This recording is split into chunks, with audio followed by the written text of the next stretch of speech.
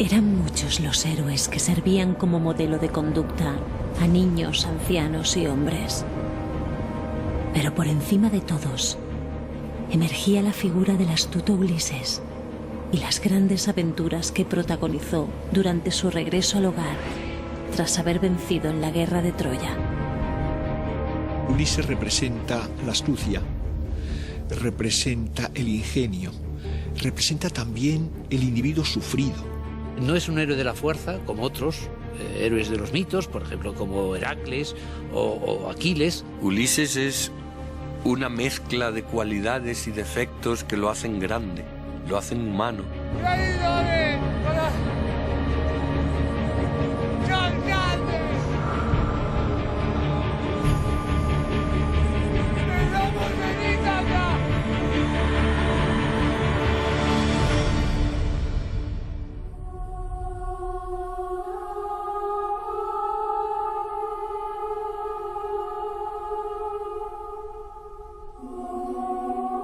Ulises, en griego Odiseo, no es un amante de la guerra, sino alguien que ha ido forzado a la guerra y se ha empeñado en acabarla. Recordemos que la guerra acaba porque Ulises ha inventado el famoso caballo de madera con el cual los griegos conquistarán Troya.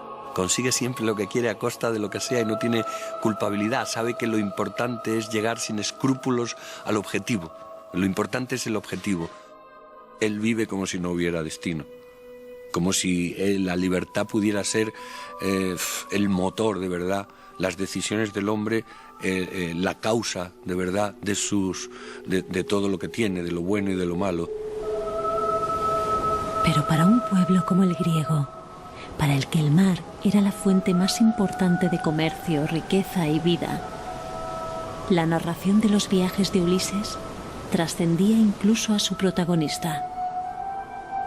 Lo importante, más que sus hazañas en la guerra de Troya, es el regreso. Y ahí, en ese regreso, Ulises muestra todas sus cualidades para sobrevivir. Cómo se ha enfrentado, por un lado, a los monstruos marinos, al ogro Polifemo, cómo ha resistido las tentaciones de las magas, es decir, Circe y Calipso, cómo ha ido incluso al mundo de los muertos a entrevistarse con Tiresias para saber cómo regresar a su casa, y cómo ha llegado a Ítaca disfrazado de mendigo y se ha enfrentado con los pretendientes y ha sido reconocido al final por su hijo Telémaco y su mujer Penélope. El viaje de Ulises es una experiencia iniciática, ¿no? Es el viaje de ida y vuelta.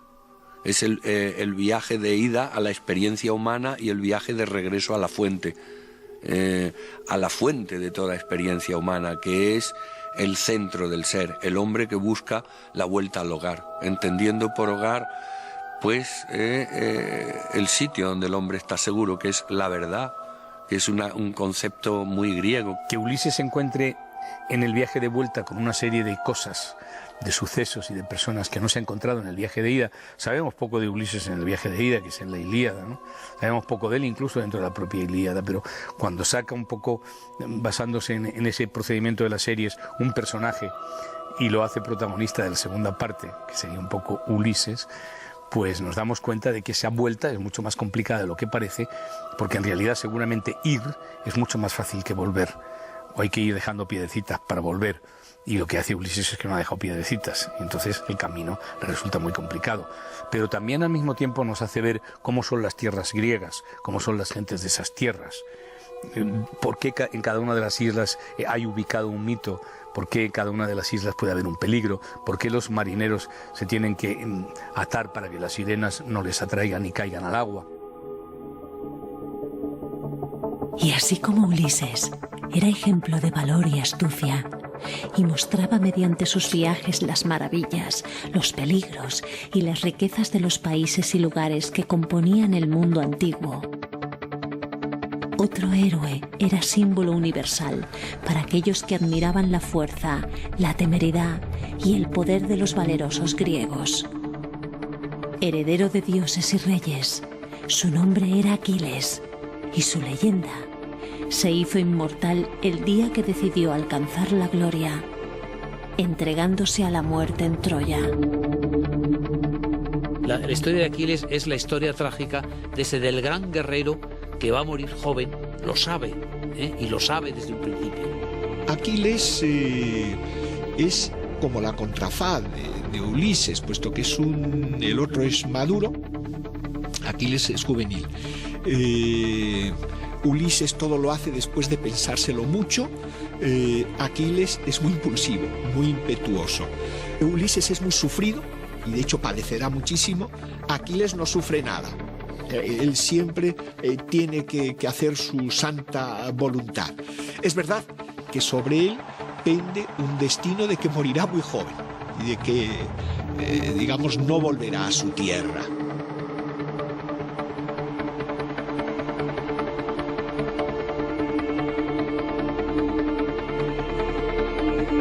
Es el héroe rebelde. Se rebela contra el capitán general, de la tropa griega, que es Agamenón. Él pone por encima sus intereses particulares individuales que no los colectivos, incluso al precio de grandes muertes y casi de la derrota de los griegos. Es decir, que es un héroe que representa apetitos muy primarios, pulsiones, me atrevería a decir que muy juveniles, bueno, que están en el ser humano hasta el fin de sus días, presentes, pero que sobre todo predominan cuando no se ha colocado el ser humano bajo la protección de un Ulises.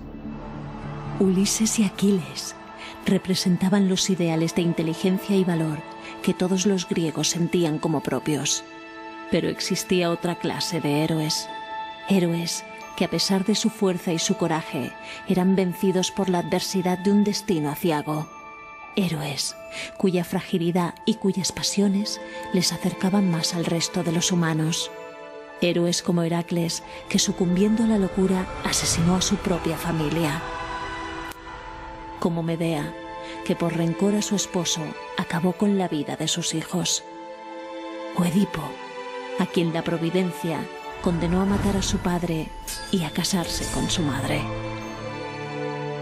La tragedia auténtica está en que los grandes héroes griegos, sean Agamenón, o sea Prometeo, o sea quien sea, de pronto, o Edipo, creen que ellos son los dueños de su vida y piensan que su futuro pues depende de sus decisiones libremente adoptadas, pero de pronto la vida les enseña que no es así, que hay como una especie de guión previo al que ellos inconscientemente se ven sometidos y que ese es un guión diseñado, escrito, redactado por la necesidad, por el destino. Estos héroes que han tenido una gran vida aventurera, al final pueden encontrarse con el dolor que les llega de una manera,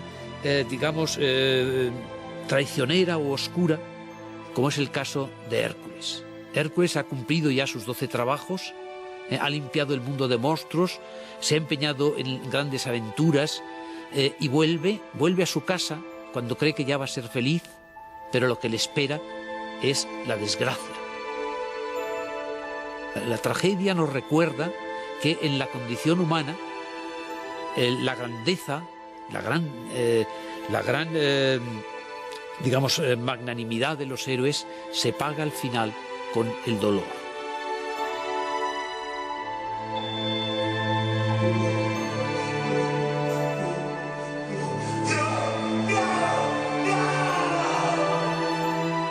Ese dolor, el dolor que se narraba en las grandes aventuras épicas, marcaba para los que las escuchaban el límite de lo soportable, la línea que solo podían cruzar aquellos que renunciaban a los valores que les hacían humanos o los que habían sido condenados a la desgracia por los dioses.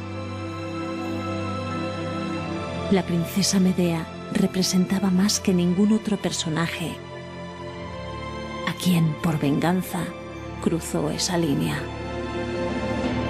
Medea se deja llevar por su pasión.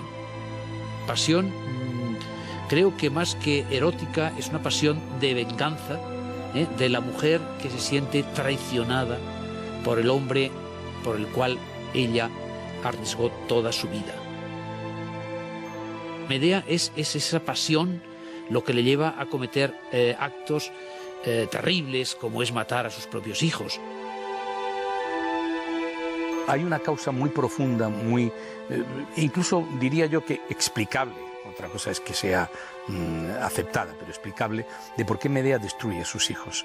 Y lo hace porque sencillamente no es capaz de aceptar que el destino de esas criaturas escapa de sus manos.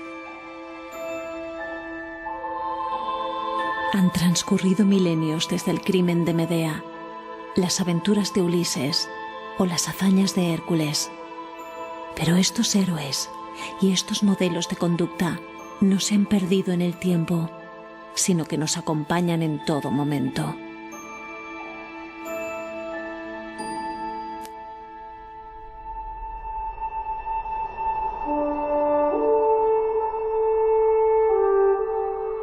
Yo creo que en nuestra sociedad ocultamente está toda esa mitología, ¿no? Puedes extrapolar el afán de poder o el afán de control a cualquier situación política de hoy en día, ¿no? Incluso financiera, ¿no? De hecho, en el cine europeo, más que en el norteamericano, toda la mitología griega ha sido aplicada, no solo ya ubicándola en su época, sino desubicándola de su época y situándola en la actual.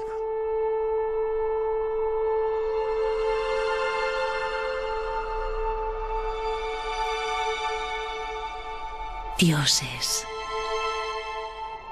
príncipes, monstruos, héroes y heroínas personificaron en la imaginación de los griegos lo trágico y lo dichoso.